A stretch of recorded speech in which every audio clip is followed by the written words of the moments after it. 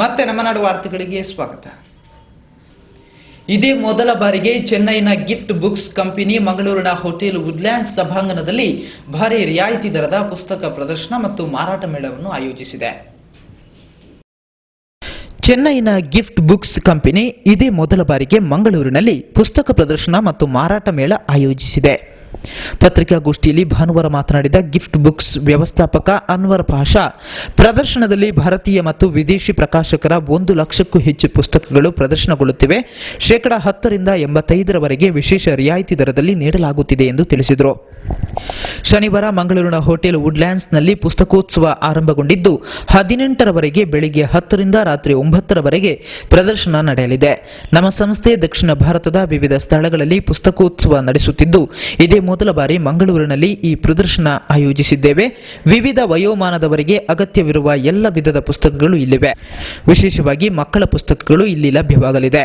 Computer, software, ವ್ಯವಹಾರ ನಿರ್ವಹಣೆ, fashion designing ಮತ್ತು ಬೆಕ್ಕು, ನಾಯಿ, ಗಿಳಿ ಮುಂತಾದ ಸಾಕು ಪ್ರಾಣಿಗಳ ಕುರಿತ ಉಪಯುಕ್ತ ಪುಸ್ತಕಗಳು ಇಲ್ಲಿವೆ ಎಂದರು. Jeffrey Archer, Mary Moore, Barbara Taylor, Bradford, Lawrence Ander, Richards batting ಮೊದಲಾದ ವಿದೇಶಿ ಲೇಖಕರ ಕೃತಿಗಳು ಇಲ್ಲಿವೆ. ಇಂಗ್ಲೆಂಡ್ ಮತ್ತು ಅಮೆರಿಕದ ಗ್ರಂಥಾಲಯಗಳಲ್ಲಿ ಉಪಯೋಗಿಸಲಾದ ಪುಸ್ತಕಗಳನ್ನು ರಿಯಾಯಿತಿ ದರದಲ್ಲಿ ಮಾರಾಟ ಮಾಡಲಾಗುವುದು ಎಂದರು. Tom Clancy and many more, and we have all new latest paperbacks. Especially we have dictionaries, encyclopedias, and many more. We have computer books also. It is like we have mostly on all subjects. Professional books we have interiors, architecture, fashion designing, cookery. We have recipe books and all, Indian authors and foreign authors. Bantwal ತಾಲೂಕಿನ ಅಜ್ಜಿಲಮೊಗರು ಕುಟ್ಟಿಕ್ಕಳ ಹಿರಿಯ ಪ್ರಾಥಮಿಕ ಶಾಲೆಯಲ್ಲಿ ಭಾನುವಾರ ನಡೆದ ಬಂಟ್ವಾಳ ತಾಲೂಕು ಕನ್ನಡ ಸಾಹಿತ್ಯ ಸಮ್ಮೇಳನವನ್ನು ಮಾಜಿ ಶಾಸಕ, ಕನ್ನಡ ಪರ ಹಿರಿಯ ಹೋರಾಟಗಾರ ವಾಟಾಳ್ ನಾಗರಾಜ್ ಉದ್ಘಾಟಿಸಿದರು. ಬಂಟ್ವಾಳದ ಮಣಿನಾಲ್ಕೂರು ಗ್ರಾಮದ ಕುಟ್ಟಿಕ್ಕಳ ಹಿರಿಯ ಪ್ರಾಥಮಿಕ ಶಾಲೆಯಲ್ಲಿ ರವಿವಾರ ಕನ್ನಡ ಸಾಹಿತ್ಯ ಸಮ್ಮೇಳನದ ಸಂಭ್ರಮ. 14ನೇ ಬಂಟ್ವಾಳ ತಾಲೂಕು ಕನ್ನಡ ಸಾಹಿತ್ಯ ಸಮ್ಮೇಳನದ ಅನುರಣನ. ಕನ್ನಡ ಪರ ಹೋರಾಟಗಾರ ಮಾಜಿ ಶಾಸಕ ವಾಟಾಳ್ ನಾಗರಾಜ್ ಅವರು ದೀಪ ಬೆಳಗಿಸಿ ಉದ್ಘಾಟಿಸಿದರು.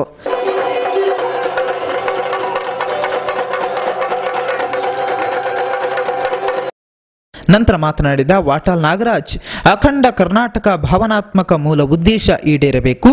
ಕನ್ನಡ ಏಕೀಕರಣ, ಭಾಷಾವಾರು ಪ್ರಾಂತ ರಚನೆ ಆದರೂ ಮೂಲ ಬೆಸುಗೆಯಾಗಿಲ್ಲ ಎಂದು ಹೇಳಿದರು. ನನಗೆ ಕನಿಷ್ಠ 6 ತಿಂಗಳು ಮುಖ್ಯಮಂತ್ರಿ ಸ್ಥಾನ ಸಿಕ್ಕಿದ್ರೆ ಸಾಕು. ಕನ್ನಡ ಉಳಿಸುವ, ಬೆಳೆಸುವ, ಮೆರೆಸುವ ಕೆಲಸ ಬೀದಿ ಬೀದಿಯಲ್ಲಿ ಸಮಗ್ರವಾಗಿ ಮಾಡಿಸುತ್ತೇನೆ ಎಂದು ಘೋಷಿಸಿದರು. ಕಾಸರಗೋಡು ನಮ್ಮದು, ಮಹಾಜನ ವರದಿಯಂತೆ ಕರ್ನಾಟಕಕ್ಕೆ ಸೇರಬೇಕಾಗಿದೆ.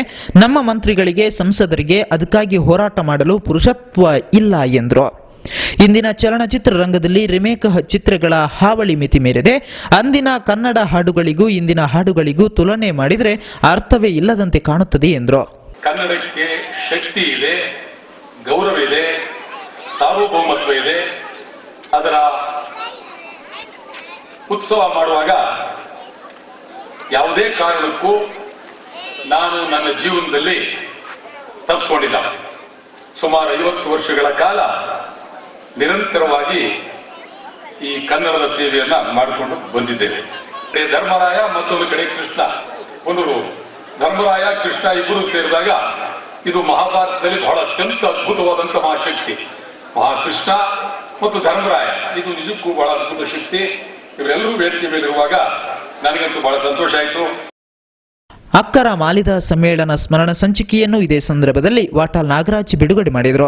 ನಿಕಟಪೂರ್ವ ಸಮ್ಮೇಳನ ಅಧ್ಯಕ್ಷ ನರಸಿಂಹ ಭಟ್ ಪಾದೇಕಲ್ಲು ಅಧ್ಯಕ್ಷತೆ ವಹಿಸಿದರು. ಬಂಟ್ವಾಳ ಶಾಸಕ ಬಿ ರಮಾನಾಥ್ ರೈ ಮುಖ್ಯ ಅತಿಥಿಯಾಗಿದ್ದು, ದಿವಂಗತ ಪಂಜೆ ಮಂಗೇಶ್ ರಾವ್ ಸಭಾಭವನ ನಿರ್ಮಿಸಲು 5 ಲಕ್ಷ ರೂಪಾಯಿ ಅನುದಾನ ನೀಡಲು ಕ್ರಮ ಕೈಗೊಳ್ಳುವುದಾಗಿ ಪ್ರಕಟಿಸಿದರು. ಕನ್ನಡ ಸಾಹಿತ್ಯ ಪರಿಷತ್ತಿನ ರಾಜ್ಯ ಮಾಜಿ ಅಧ್ಯಕ್ಷ ಹರಿಕೃಷ್ಣ ಪುನರೂರು, ಹಿರಿಯ ಸಾಹಿತಿ ಏರಿಯ ಲಕ್ಷ್ಮೀನಾರಾಯಣ ಆಳ್ವ, ತಾಲೂಕು ಪಂಚಾಯತ್ ಅಧ್ಯಕ್ಷ ಎಂ ಬಾಬು ಮಾತನಾಡಿದರು. ಜಿಲ್ಲಾ ಕನ್ನಡ ಸಾಹಿತ್ಯ ಪರಿಷತ್ತಿನ ಅಧ್ಯಕ್ಷ ಪ್ರದೀಪ್ ಕುಮಾರ್ ಕಲ್ಕುರ ಕನ್ನಡ ಧ್ವಜಾರೋಹಣ ಮಾಡಿದರು.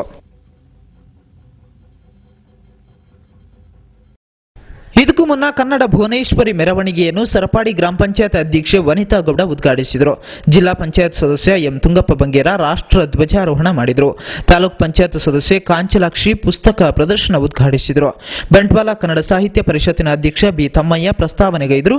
ಸಮ್ಮೇಳನ ಸ್ವಾಗತ ಸಮಿತಿಯ ಅಧ್ಯಕ್ಷ ಸರಪಾಡಿ ಅಶೋಕ್ ಶೆಟ್ಟಿ ಸ್ವಾಗತಿಸಿದರು.